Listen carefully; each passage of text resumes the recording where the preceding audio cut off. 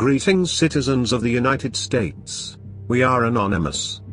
Gentlemen, you are about to be tested in a way few of us have been. The girls in your life, if statistics are even halfway right, are about to be devastated by Hillary's upcoming defeat. While, again, if the statistics are right, you are going to be elated by Donald Trump's victory.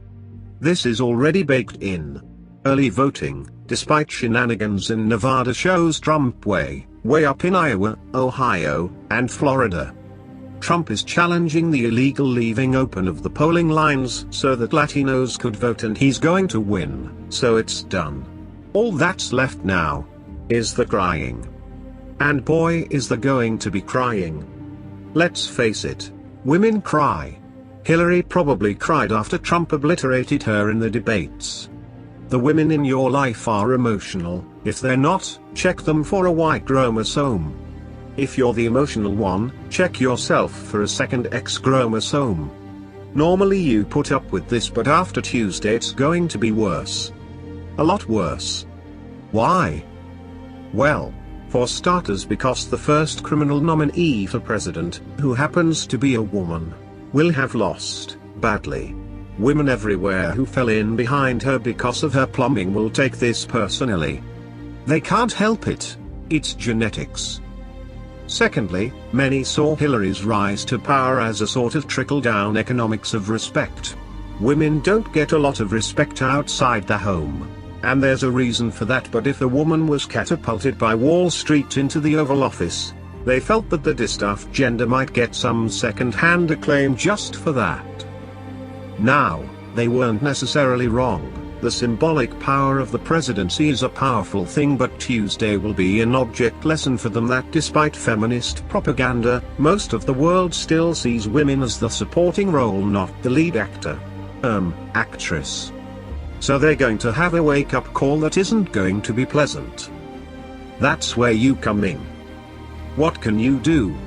Your job is to be supportive, attentive, and sympathetic while making sure the devastated woman in your life learns a little lesson from this. Here is what you need to do.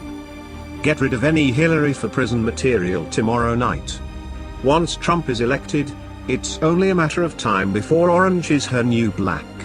By ditching that stuff the day before the election, you won't be scrambling around trying to get rid of it while the emotional meltdown is hitting Category 5.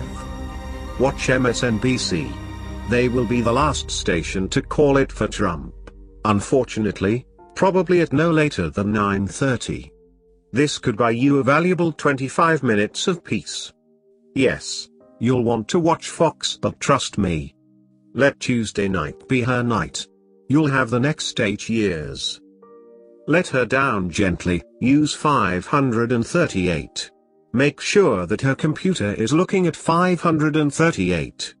Yes, Nate Silver is doing everything he can to fix the election for Hillary, but he made a critical error in publishing his methodology when under fire, and even with his tweaks, it's the only site on the web that even comes close to showing the Trump landslide.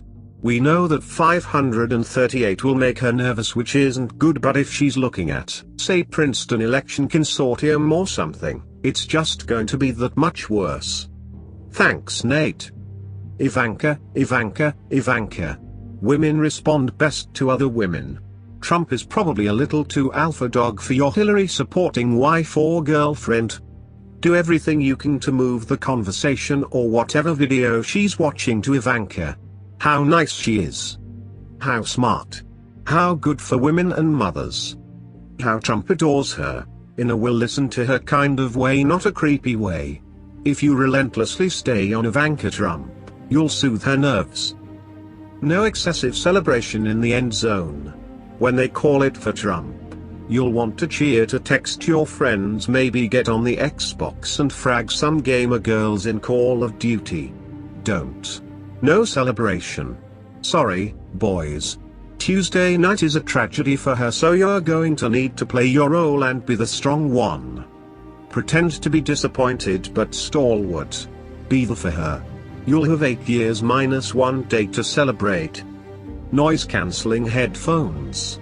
By the end of the night, You'll be worn out, but she'll be distraught until well past 3 a.m. I suggest a good pair of noise-cancelling headphones so that, at some point, you can get some sleep. If you know a Trump-supporting woman, maybe see if you can get her to come over so you can tag out and go have a drink. The divisive ploy of the Clinton campaign is trying to tear relationships and families apart and turn us against each other. They have found a soft target in the X chromosome pair of the relationship. Don't give them a victory. Stand fast with your girl. Put up with her emotional distress. There will be some good consolation sex later when she's more emotionally stable. We are anonymous. We are legion. When can forgive, though we will never forget. Expect us.